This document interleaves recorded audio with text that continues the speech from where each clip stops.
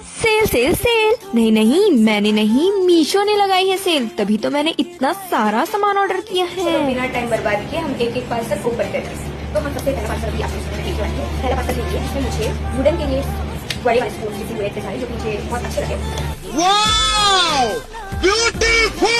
Second parcel, इसमें मुझे जो है पैक ऑफ सिक्स ये छोटे छोटे जो बाउल है जो मुझे बहुत अच्छे लगे।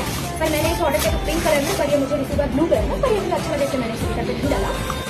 नहीं यहाँ कुछ तो गड़बड़ है।